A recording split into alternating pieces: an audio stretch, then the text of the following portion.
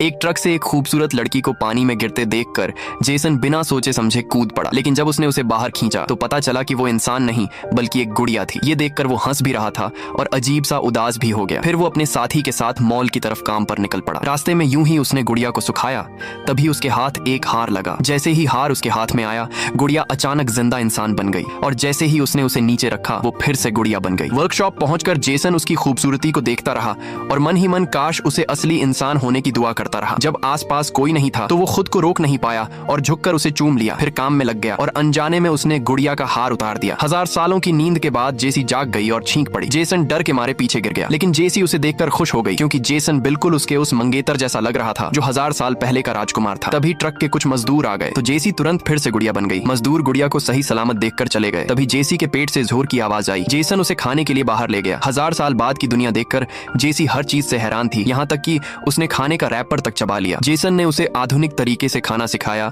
Dance hall ले जाकर नाचना सिखाया और फिर अपने घर ले आया। दोनों ने एक बेहद खूबसूरत रात साथ बिताई। अगली सुबह जेसन नाश्ता बनाने नीचे गया। ऊपर जेसी ने शीशा देखा और गहने पहनने लगी, लेकिन गलती से उसने गलत हार उठा लिया। नीचे जेसन की माँ ने उसे नाश्ता बनाते देखा और तुरंत समझ गई कि बेटा प्यार में है। उसने पूछ लिया, क्या तुम उस दोस्त के साथ सोए थे? जेसन शर्माते हुए नाश्ता लेकर ऊपर गया, लेकिन जैसे ही कमरे में पहुंचा उसने देखा कि जेसी फिर से गुड़िया बन चुकी थी। घबराकर उसने गुड़िया को बिस्तर पर फेंक दिया। शोर सुनकर माँ ऊपर आई और ये सब देखकर उसे लगा कि उसका बेटा किसी अजीब शौक में पड़ गया है। वहीं जेसन खुद से सवाल करने लगा कि क्या पिछली रात जो कुछ भी हुआ वो सच था या बस एक सपना। दोस्तों, अगर आपको ऐसी खूबसूरत डॉल मिल जाए जो रियल लड़की भी बन जाए तो क्या आप उसे अपने साथ रखोगे? अगर हाँ तो प्लीज कमेंट में जरूर बताना।